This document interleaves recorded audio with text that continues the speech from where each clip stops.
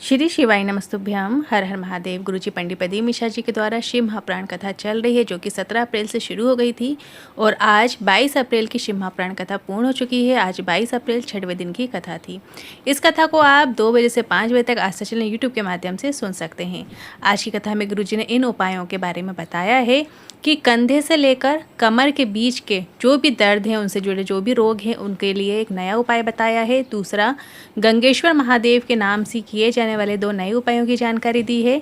वैशाख प्रदोष के किया जाने वाला है, गुरुजी ने एक नए उपाय की भी जानकारी दी है। सोमवार अष्टमी जब जब महीने में आती है, जब जब वर्ष में आती है, 3 या 4 सोमवार की अष्टमी आती है, उनमें किए जाने वाले एक नए उपाय की भी जानकारी आज की कथा में गुरुजी ने दी है। साथ ही स्त्रियों के लिए, नारियों के लिए भी एक नए उपाय की जानकारी दी है और 108 बार जल देखने वाले उपाय की भी जानकारी दी है। किसी कारणवश यदि आपने अच्छी कथा नहीं सुन पाए हैं तो पूरी कथा का रास्ता तो आपको छोटे से वीडियो से प्राप्त होने वाला है। तो बढ़ते हैं आज की कथा की पहली जानकारी की ओर।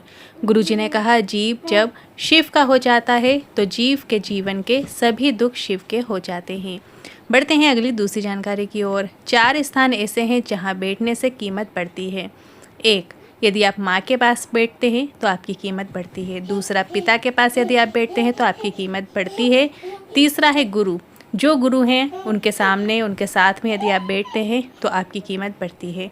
और चौथे हैं भोलेनाथ, यदि आप उनके मंदिर जाते हो, 1 लीटर जल चढ़ाते हो तो आपकी कीमत बढ़ती है। कहते हैं आज की कथा की तीसरी जानकारी की ओर। गुरुजी ने कहा, जीवन में बहुत परेशानियाँ यदि चल रही हैं, दुख हैं, तकलीफ हैं, तो चुप होकर 2 क्षण के लिए नंदी के पास मौन होकर आपको बैठना है।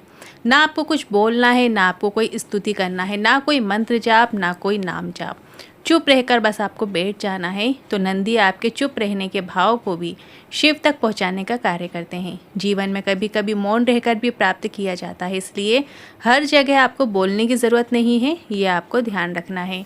बढ़ते हैं अगली चौथी जानकारी की ओर। जिन बच्चों को पढ़ने में आनंद की प्राप्ति होती है, जिन बच्चों को अध्ययन करने में आनंद की प्राप्ति होती है, उन लोगों की बुद्धि देवादिदेव महादेव हमेशा प्रबल बनाकर रखते हैं।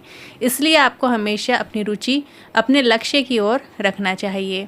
बढ़ते हैं अगली 5वीं जानकारी की ओर। शिव महापुराण की कथा कहती है, जब शिव को जानने वाला, शिव की तपस्या करने वाला, शिव की पूजन करने वाला, शिव का मंत्र जाप करने वाला, अगर कोई ऐसा गुरु है तो उससे एक बार बोल दो, महाराज एक बार देख लो, उनकी दृष्टि ही आपका कल्याण करने वाली होती है। बढ़ते हैं अगली 6वीं जानकारी की ओर। गुरुजी ने कहा, यदि घर में कोई बीमार है, बुखार आ रहा है, शरीर में तकलीफ़ है, डॉक्टर की दवाई तो आपको करना ही है, डॉक्टर को दिखाना है, चेकअप कराना है, साथ साथ आपको ये उपाय करना है। 1 कटोरी में आपको जल लेना है और 108 बार श्री शिवाय नमस्तुभ्यम या नमः शिवाय या ओम नमः शिवाय मंत्र का जाप करना है। इसके बाद उस जल का आचमन कर लो, वो औषधि के रूप में समान है। केवल नेत्र दृष्टि से देखते हुए जल को मंत्र जाप करके आचमन करने से भी लाभ जरूर प्राप्त होता है। मतलब 1 कटोरी में जल भर के आपको अपने सामने रख लेना है और उसको देखते जाना है और 108 बार आपको श्री शिवाय नमस्तुभ्यम बोलना है। जब आपके 108 बार श्री शिवाय नमस्तुभ्यम मंत्र पूर्ण हो जाए, फिर उस जल को, जो रोगी व्यक्ति है उसको उस जल का आचमन आपको करा देना है। उससे भी आपको लाभ देखने को मिलता है, क्योंकि वो मंत्र में वो बल आ जाता है, उस जल में वो बल आ जाता है। जब आप उसको पी लेते हो तो जो भी आपके रोग ताप रहते हैं वो समाप्ति की ओर होते हैं। बढ़ते हैं अगली 7वीं जानकारी की ओर। कई लोग पूछते हैं कि हम शंकर भगवान की भक्ति कर रहे हैं और हमारी भक्ति शिव स्वीकार कर रहे हैं कि नहीं कर रहे हैं। तो गुरुजी ने कहा, आप घर में कथा सुन रहे हो, पंडाल में कथा सुन रहे हो, भगवान की पूजन कर रहे हो और आपके घर के जो लोग हैं आपकी पूजन से चिढ़ने लगें तो शिव की प्राप्ति होने वाली है, ये समझ लीजिएगा। बढ़ते हैं अगली 8वीं जानकारी की ओर। बढ़ते हैं अगली 8वीं जानकारी की ओर। आप जब शिव के मंदिर जाते हो तो याद रखना, जब बेटी दुख में होती है, कष्ट में होती है, नारी दुख में होती है और वो अगर अशोक सुंदरी माता के स्थान पर अपनी हथेली को रखती है तो आपके हाथ के स्पर्श मात्र से आपके दुख को माता अशोक सुंदरी शिव जी से बोल देती है।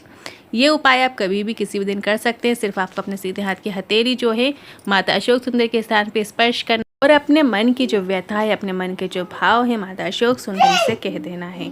इसके बाद बस आपको इतना ही करना, जो हाथ का स्पर्श करेंगे वो आप अपने हृदय से, अपने मस्तक से लगा लेना है। इसके बाद जो माता अशोक सुंदरी हैं वो शिव जी से आपकी जो मन की व्यथा है, आपकी मन की जो बात है वो बोल देंगे और आपकी भाव हैं वो देवाधिदेव महादेव आपके पूरा करेंगे। बढ़ते हैं अगली 9वीं जानकारी की ओर। एक अन्य उपाय की जानकारी देते हुए गुरुजी ने कहा, रोज नहीं करना है, आपको कभी कभी करना है। एक आम के वृक्ष की पत्ती लेना है। अब 11 पत्ते आप ले सकते हैं आम के वृक्ष के। अशोक के वृक्ष की पत्ती भी आप ले सकते हैं। वंदरवाल सोमवार के अष्टमी के दिन घर पर ही आपको लगा देना है और 7 दिन तक अपने घर की चौखट पे लगे रहने देना है। तो घर में से जो बीमारियां हैं वो दूर करने का कार्य करती हैं। तो वंदरवाल जो है वैसे भी आपको अपने घर में हमेशा लगाए रखनी चाहिए। अमास पूर्णिमा पे भी आप लगा सकते हैं। और इसके अलावा गुरुजी ने जो आज की कथाएं बताए हैं वो सोमवार की अष्टमी में लगाने को कहा है। अगर आप आम के पत्ते की या फिर अशोक के पत्ते की आप वंदरवाल या दोनों को मिक्स करके भी आप लगा सकते हैं।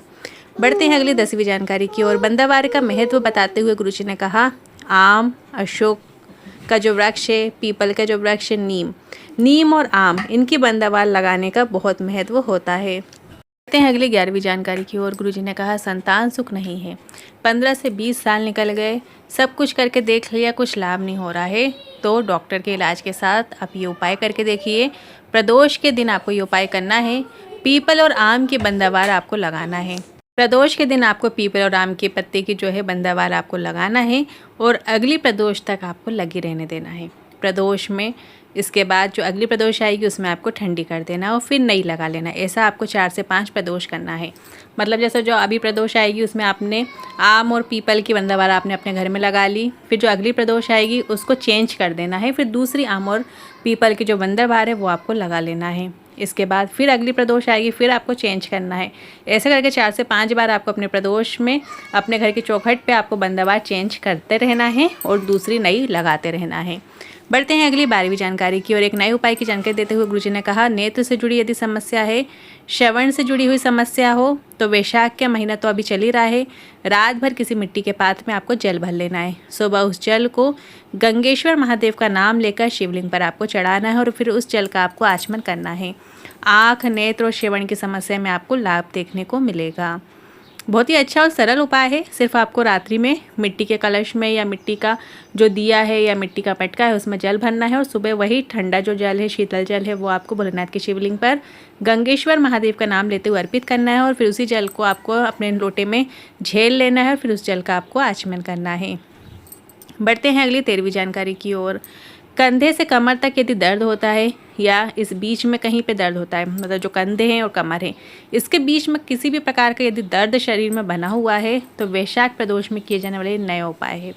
एक दूर्वा और एक चावल का दाना आपको लेना है और प्रदोष के दिन आपको एक दिन पहले मिट्टी के पात्र के ऊपर आपको रखना है। जो भी मिट्टी का पात्र है आपके पास उसके ऊपर आपको एक दूर्वा और एक चावल का दाना रख देना है। इसके बाद जब प्रदोष का दिन आएगा, अगले दिन यदि आपके पास मटका है तो उसके ऊपर जो प्लेट ढकी रहती है उसके ऊपर एक कटोरी में आपको एक दूर्वा एक चावल का दाना रख लेना है। और इसके बाद जब अगला दिन प्रदोष का रहेगा तो उस दिन वो चावल का दाना और दूर्वा को और जो मिट्टी का कलश है उसका जल आपको एक तांबे के कलश में भर लेना है। फिर गंगेश्वर महादेव का नाम लेकर सभी चीज़ें आपको अर्पित करना है। दूर्वा और चावल को अर्पित करना है और 1 लोटा जल अर्पित करना है गंगेश्वर महादेव का नाम लेकर। फिर जो दूर्वा और चावल का दाना आपने चढ़ाया है महादेव के ऊपर वो आपको वापस प्राप्त कर लेना है। फिर चावल का दाने को आपको आचमन करना है और इसके बाद फिर दूर्वे को आपको खा लेना है। मतलब पहले सबसे पहले चावल का दाना खाइए, फिर आपको दूर्वा खा लेना है। गंगेश्वर महादेव का नाम लेकर उपाय करना है और उसी दिन प्रदोष के दिन ही आपको चावल का दाना और दूर्वा को खा लेना है। यदि आपका व्रत है, अगर आप प्रदोष का उपास रखते हैं तो फिर अगले दिन आप उस चावल का दाना और दूर्वा को प्राप्त कर सकते हैं। मतलब आचमन आप कर सकते हैं अगले दिन। और यदि आपका व्रत नहीं है, उपास नहीं है, तो उसी दिन आप चावल के दाने को आचमन कर लें और फिर दूर्वा का आचमन कर सकते हैं। गंगेश्वर महादेव का नाम लेकर ही आपको ये उपाय करना है, आपको शीघ्र ही लाभ देखने को मिलेगा। बढ़ते हैं अगली 14वीं जानकारी की ओर। गुरुजी ने कहा, कंधे से कानों के दर्द यदि बना हुआ रहता है या कंधे से सर तक का जो दर्द बना रहता है या माइग्रेन का दर्द बना रहता है, नेत्र खुल रहे हैं, चक्कर टाइप आते हैं, तो डॉक्टर को दिखाओ, पूरा ट्रीटमेंट लो और कोई भी शिवलिंग पर, घर पर या मंदिर के शिवलिंग पर आपको ये उपाय करना है। 7 बूंद शहद की आपको शिवलिंग के ऊपर अर्पित करना है और 7 दूर्वा अर्पित करना है। इस उपाय को करने के लिए आपको ब्रह्मेश्वर महादेव का नाम लेना है। शहद और दूर्वा जो आपने अर्पित की है वही आपको वापस ब्रह्मेश्वर महादेव का नाम लेकर प्राप्त कर लेना है औषधि रूप में और फिर हर दिन आपको थोड़ा सा शहद और एक दूर्वा का आचमन करते जाना है। डॉक्टर की दवाई के साथ साथ यदि आप ये उपाय करेंगे तो आपको जल्द ही लाभ देखने को मिलेगा। अब गुरु जी की जो आगामी शिव महापुराण कथाएं उनकी जानकारी 5 मई से 11 मई, इसके बाद जो शिव महापुराण कथा है ये कल तो अंतिम दिन की कथा रहेगी 23 अप्रैल को, फिर 5 मई से 11 मई शिव महापुराण कथा आएगी और फिर 17 मई से 23 मई करनाल हरियाणा में शिव महापुराण कथा आएगी और इसका समय दोपहर में 1 बजे से 4 बजे तक रहेगा। अब शिव महापुराण की जो रुद्र संहिता का अध्याय है उसको आप श्रवण कीजिए। श्री शिवाय नमस्तुभ्याम, हर हर महादेव। आज हम शिव महापुराण कथा का द्वितीय रुद्र संहिता का द्वितीय सती खंड का प्रथम अध्याय का श्रवण करेंगे। इसमें हम जानेंगे सती चरित्र वर्णन, दक्ष यज्ञ विध्वंस का संक्षिप्त वृत्तांत तथा सती का पार्वती रूप में हिमालय के यहाँ जन्म लेना। तो नारद जी बोले, हे विधे, भगवान शंकर की कृपा से आप सब कुछ जानते हैं। आपने शिव और पार्वती की बहुत ही अद्भुत तथा मंगलकारी कथाएं कही हैं। आपके मुखारबंद से निकली हुई शंभु की श्रेष्ठ कथा को सुनकर मैं अतृप्त ही हूँ। हे प्रभु, मैं उसे पुनः सुनना चाहता हूँ। हे विधे, पहले आपने शंकर के पूर्णांश महेशान कैलाशवासी तथा जितेंद्रिय जिन रुद्र का वर्णन किया, वे योगी जितेंद्रिय विष्णु आदि सभी देवताओं से सेवा के योग्य संतों की परम गति निर्विकार महाप्रभु निर्द्वंद होकर सदैव क्रीड़ा करते रहते थे। विष्णु जी की प्रार्थना से प्रसन्न होकर वे मंगलमयी परम तपस्विनी तथा श्रेष्ठ स्त्री से विवाह करके गृहस्थ बन गए।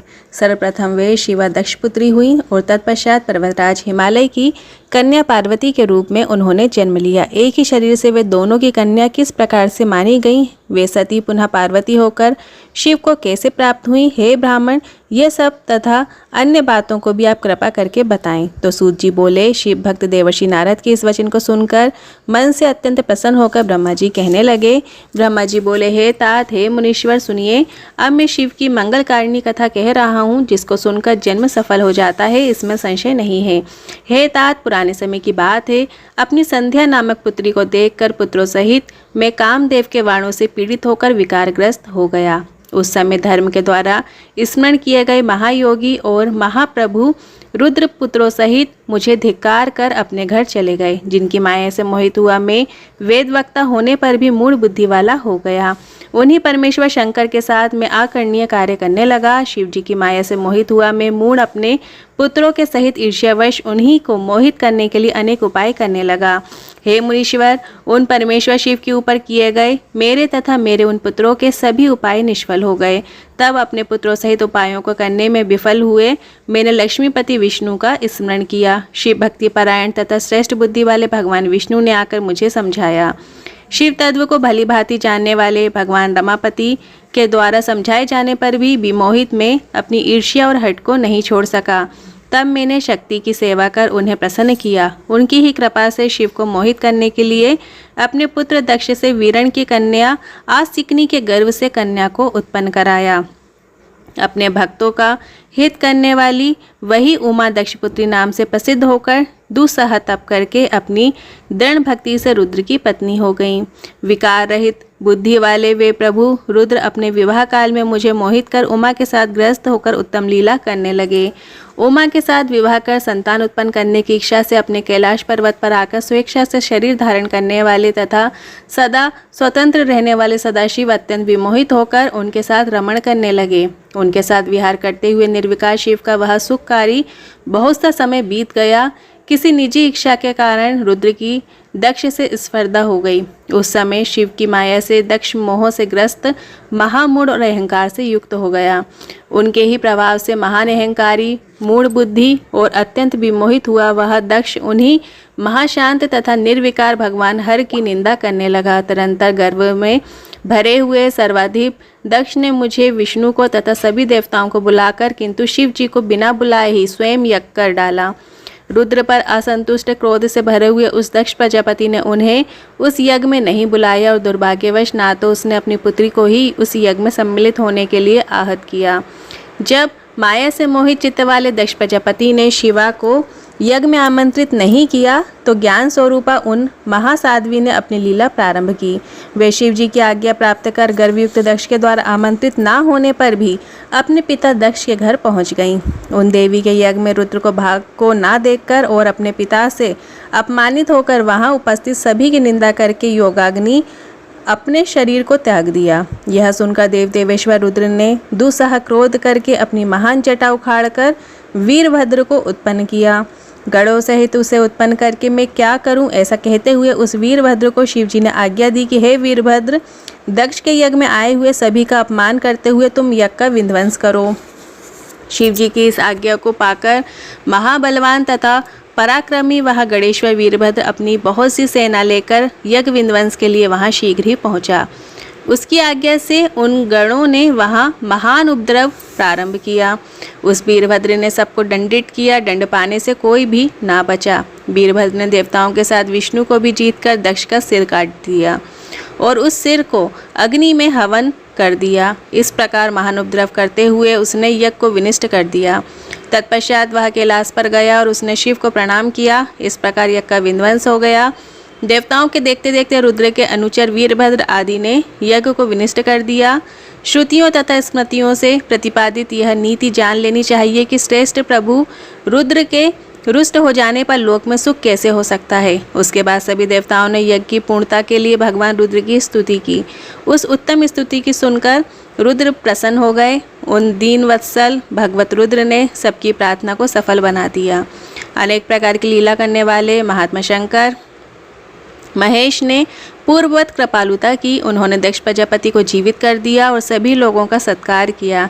तदुपरांत कृपालु शंकर जी ने दक्ष से पुनः यज्ञ करवाया। उस यज्ञ में विष्णु आदि सभी देवताओं ने बड़े प्रसन्न मन से भक्ति के साथ रुद्र का विशेष रूप से पूजन किया। सती के शरीर से उत्पन्न तथा सभी लोगों को सुख देने वाली वह ज्वाला पर्वत पर गिरी। वह लोगों के द्वारा पूजित होने पर सुख प्रदान करती है। ज्वालामुखी के नाम से प्रसिद्ध वे परमा देवी कामनाओं को पूर्ण करने वाली तथा दर्शन से समस्त पापों का विनिष्ट करने वाली हैं। संपूर्ण कामनाओं के फल की प्राप्ति हेतु लोग इस समय अनेकों विधि विधानों से महोत्सव पूर्वक उनकी पूजा करते हैं। तदंतर वे सती देवी हिमालय की पुत्री के रूप में उत्पन्न हुई। तब उनका पार्वती यह नाम विख्यात हुआ। उन देवी ने पुनः कठिन तपस्या के द्वारा उन्हीं परमेश्वर शिव की आराधना करके उन्हें पति रूप में प्राप्त किया। हे मुनीश्वर, जो आपने मुझसे पूछा था वह सब मैंने कह दिया, जिसे सुनकर मनुष्य सभी पापों से छुटकारा प्राप्त कर लेता है। बोलिए शंकर भगवान की जय। अब आगे जो अध्याय रहेगा वो रहेगा सदाशिव से त्रिदेवों की उत्पत्ति, ब्रह्मा जी से देवता आदि की सृष्टि के पश्चात देवी संध्या तथा कामदेव का प्राकट्य कैसे हुआ, इसके पीछे की कहानी हमें अगले अध्याय में सुनने को मिलेगी। आज की कथा आपको कैसी लगी कमेंट के जरिए जरूर बताइएगा। हर हर महादेव।